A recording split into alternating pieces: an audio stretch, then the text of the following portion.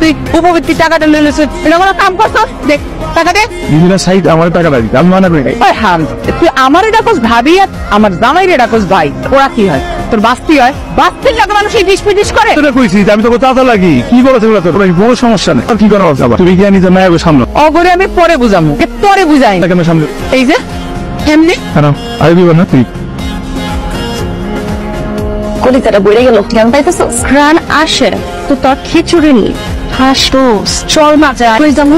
রনি ভাই গো ওখানে, ওরা আমগো আমি কোনোদিন আহে, আমরা ওখানে যামু কেমনে আইবো? কি রনি ভাই করে দাওয়াত দিছি না? আর রনি ভাই তো আমগো দাওয়াত দিছিল না যে আমরা গেলিয়া করে খাইতে দিব? আমরা কোথাও যাবো না, আমগো খিচুড়ি অনেক মজা হইছে। টেস্ট করে দেখ তো কেমন খিচুড়ি, তুই টেস্ট কর। চলো না যাই, এই সবজি খিচুড়ি তো আমরা মাঝে মধ্যেই খাই, খাসির মাংস কি আমরা প্রতিদিন খাইতে পারবো? চলো না আমরা আজকে যাই। তাও শোন যায়, কারণ খিচুড়িটা কেমন খালি খালি লাগতেছে। শোন যায় কিন্তু সরাসরি বলা যাবে না যে আমরা খাইতেছি, অন্য প্ল্যান করা যেতে হবে। বাগান থেকে এটার মধ্যে সব এন থেকে যাবি। আমার গরু ঘাস খাবো। বড় সময় গরু এনে ঘাস খাইবো, খাবো খাই আনতে যাবো। এরপর তো গরু রেখেছে যত কিছু ঘাস খাইতে। 1 মিনিট সময় দিতে, 1 মিনিটের মধ্যে যদি না যাস এসব নিয়ে যাবো। ও সানি রে, বুঝছি বাতাসে ছাগলের গন্ধ। এই না আমার পচা খাসি, এটা আবার গন্ধ। সমস্যা নেই, আমরা মানুষ খারাপ না, আমরা গরিবদের খাইতে দিই, তো গরু খাইতে দিই, চিন্তা করিস।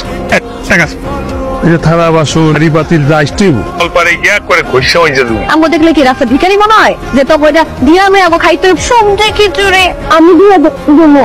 তো তুমি যাও না দুইটা। তুই কি করে আসছিল এখানে? যে আমরা উল্টা পাতলা কথা বলবো, রানী মামা আমাকে কইব যে আয় আমরা মিলেমিশে খাই। আর তা না করে তুমি তোরে কি হেডি করে গেলতে?